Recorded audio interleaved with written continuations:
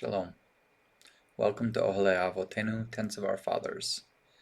This week's Torah portion, we're in Parshat Bo, the Exodus. We are still dealing with the plagues. We get to the death of the firstborn.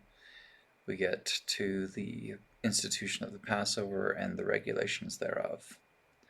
I think this is a very important portion, and it speaks to a tension which exists in Christendom, Messianic Judaism, and trying to grapple with some of the New Testament texts regarding the nature of what it means to be a follower of the Messiah, particularly as it comes to the nature of circumcision. And while there is so much to talk about in this portion, that is the thing that I wanted to focus on in this particular Torah talk. So in the New Testament, you'll get a lot of people that they're reading the New Testament passages and they are reading about being circumcised in their hearts, and therefore they don't need to worry about the law because they've got the circumcision of their hearts. Okay. But in fact, there is, I think, a certain amount of context missing when you look at it that way. When you are trying to ascertain what it means to be circumcised in the heart, how do you know that you are circumcised in your heart, right? I've had Messianics approach me and say, well, do I really need to be circumcised in the flesh to keep the Passover if I know I'm circumcised in my heart? It's like, okay, well, fine. Fair question. How do you know you're circumcised in your heart? Whether we're reading in Romans or we're reading in Corinthians or what have you, one of the tensions seems to be that there's maybe a dichotomy, right? But I don't think that that's actually what's going on. Insofar as in Romans, the passage at point is, so if the uncircumcised man keeps the requirements of the law, will his uncircumcision not be regarded as circumcision? And he who is physically uncircumcised, if he keeps the law, will he not judge you, who, though having the letter of the law and circumcision, are a violator of the law? Right? So you have that. You have the notion of being uncircumcised but actually keeping the law. When we look at 1 Corinthians 7, we see the same kind of a thing, right? In verse 19, for neither circumcision counts for anything nor uncircumcision, but keeping the commandments of God. Okay. So why are they making this connection between the circumcision and the keeping the commandments? Well, as it happens, when we get to the first references of the circumcision of the heart, the first one being in Deuteronomy chapter 10. I'll read these because I think they're very important. 10, starting in verse 12, going through 20. And now, Israel, what does the Lord your God require of you, but to fear the Lord your God, to walk in all his ways, and love him, and to serve the Lord your God with all your heart and with all your soul, and to keep the Lord's commandments and his statutes, which I am commanding you today for your good. Behold, to the Lord your God belong heaven and the highest heavens, the earth and all that is in it. Yet the Lord set his affection on your fathers to love them, and he chose their descendants after them, you over all the other peoples, as it is this day. So, circumcise your heart, and do not stiffen your neck any longer. For the Lord your God is the God of gods, and the Lord of lords, the great, the mighty, and the awesome God, who does not show partiality nor take a bribe. He executes justice for the orphan and the widow, and shows his love for the stranger by giving him food and clothing. So show your love for the stranger, for you were strangers in the land of Egypt. You shall fear the Lord your God. You shall serve him and cling to him, and you shall swear by his name. And Deuteronomy 30, verses 6 through 10. Moreover, the Lord your God will circumcise your heart and the hearts of your descendants. Now, this is a very good passage, a very good chapter to go and read the whole chapter, because this is talking about after, right? This, he will circumcise your hearts. It's talking about after the violation, the breaking of the law, the exile, and these kinds of things, when they're brought back, right? When the people who have done these things are eventually returned home. We see that beginning to happen in our days. People are being brought back. Moreover, the Lord your God will circumcise your heart and the hearts of your descendants to love the Lord your God with all your heart and all your soul, so that you may live. And the Lord your God will inflict all these curses on your enemies and on those who hate you, who have persecuted you, and you will again obey the Lord and follow all his commandments, which I am commanding you today. Right? Today. Then the Lord your God will prosper you abundantly in every work of your hand, in the children of your womb, the offspring of your cattle, and in the produce of your ground. For the Lord your God will again rejoice over you for good, just as he rejoiced over your fathers, if you obey the Lord your God to keep his commandments and his statutes, which are written in this book of the law, if you turn to the Lord your God with all your heart and soul.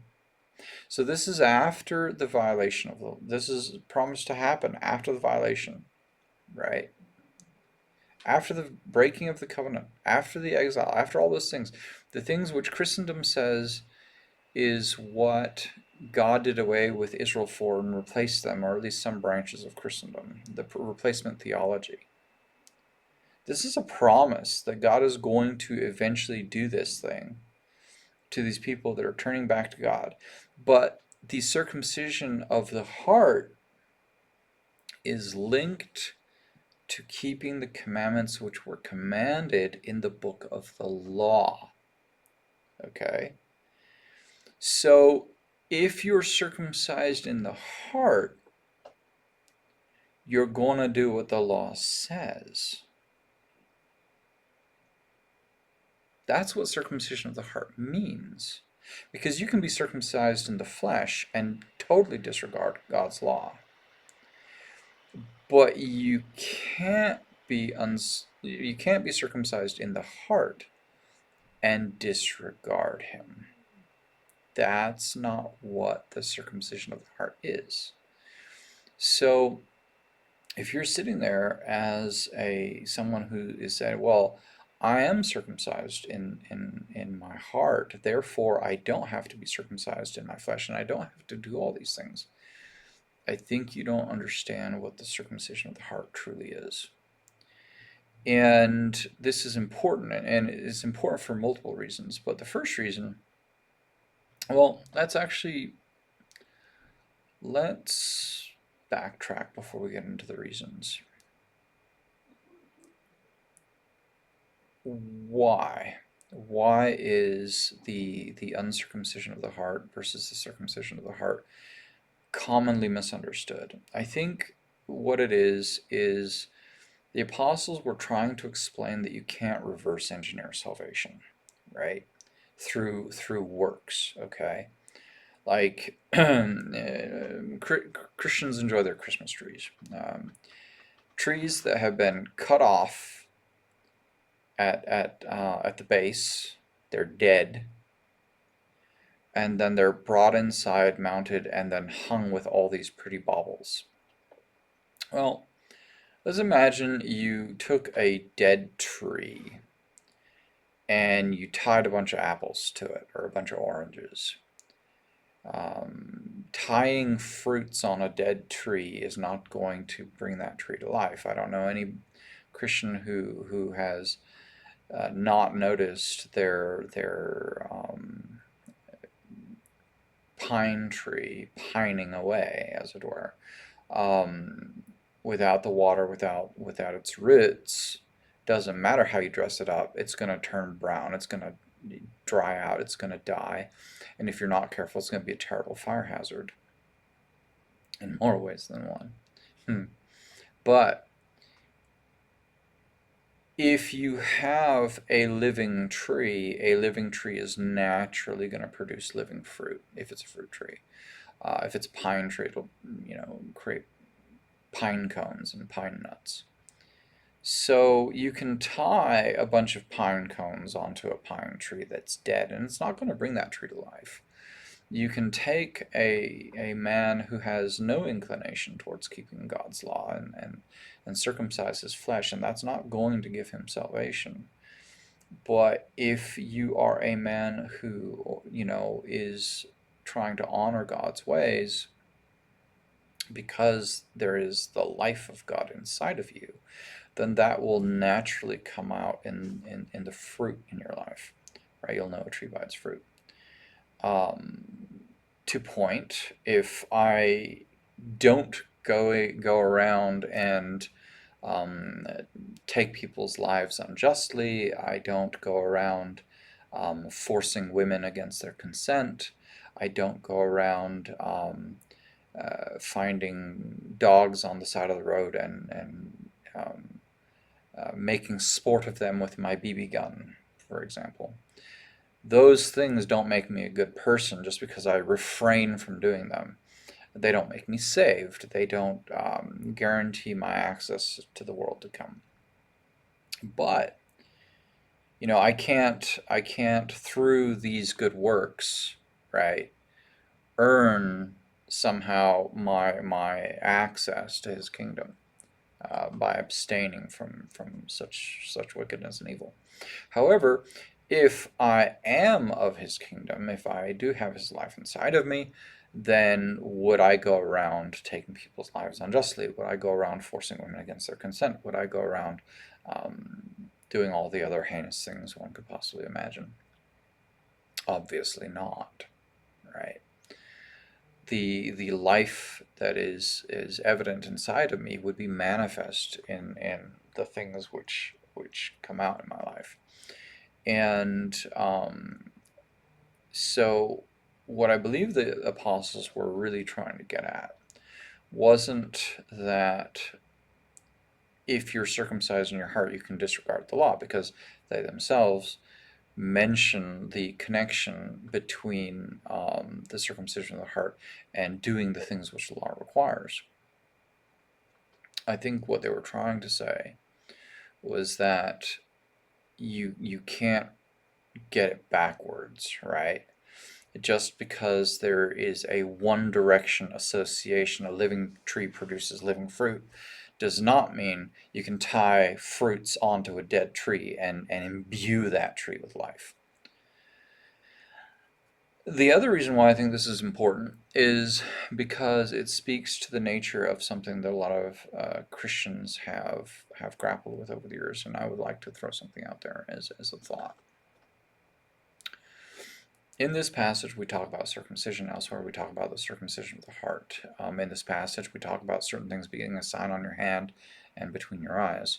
We have this with the Shema as well, right? The greatest commandment, to love the Lord your God with all your heart, soul, and strength. And this is supposed to be as a sign on your hand and as frontlets between your eyes. Well, we get to Shabbat. Shabbat is supposed to be a sign. There are a lot of things which the Bible talks about in this way. And the reason why I think this is important is because there is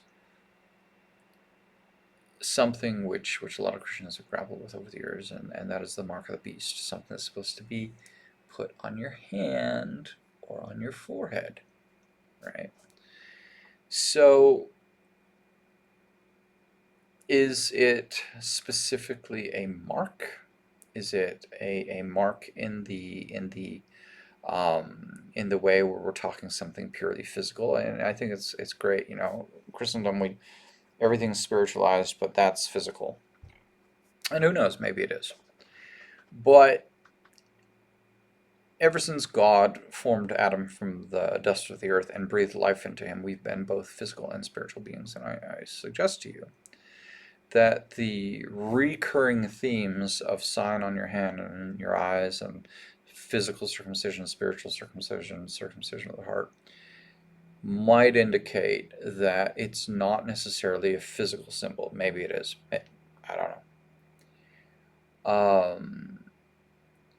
But what if it is that something else is taking the place of the Shema, right? To love the Lord your God with all your heart, soul, and strength. And what if it's a world system, ideologies, whatever it may be, something which is taking his rightful seat in your life?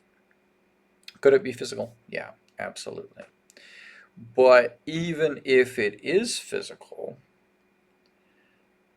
does that necessarily mean we can ignore the idea of him being supplanted even spiritually, right?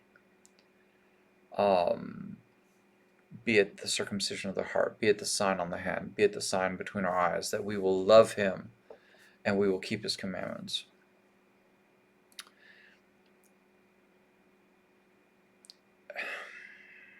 Fundamentally, when we're talking about trying to keep his Passover, when we're talking about trying to walk in his ways. A man who is circumcised in his heart, in my very strong opinion, will not violate his commandment, which says, do not eat the Passover unless you are circumcised in your foreskins. This is my commentary. This is the way I see it. This is the way that makes sense to me. This is the way all the passages which talk about circumcision of the heart seem to work together instead of fight one another, instead of creating this weird tension where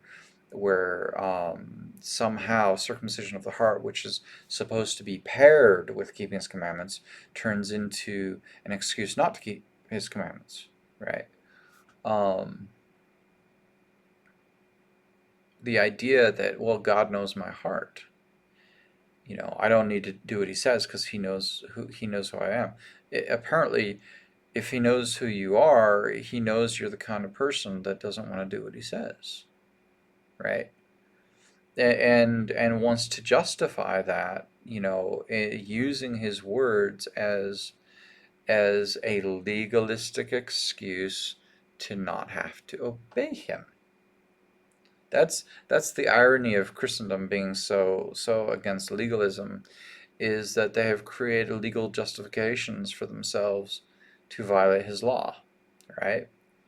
When Yeshua said, "Do not think I came to do away with the law," and he criticized the Pharisees for nullifying God's word through their traditions.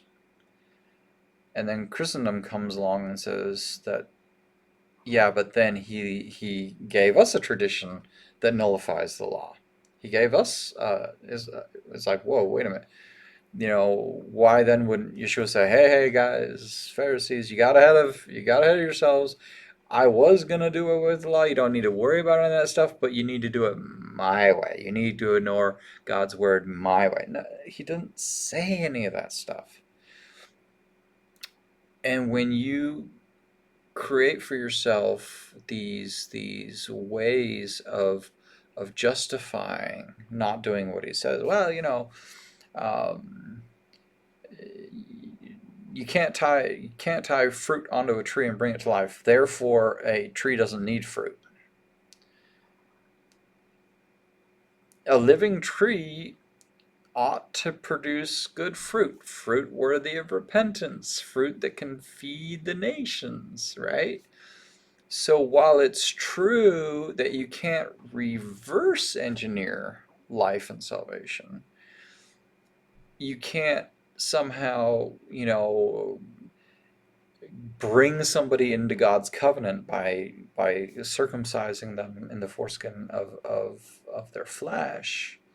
You can't, like, boom, now you're in the kingdom because we did this to you, or you did it to yourself. While that's not possible,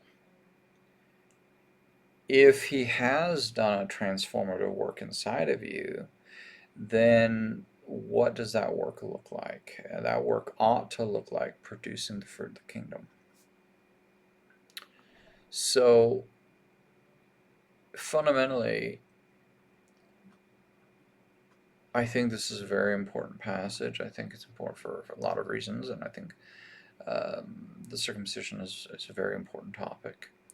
But I am over time, so I'm going to let it go for now. And if you have any questions, comments, disagree with me vehemently, please do. But before I go,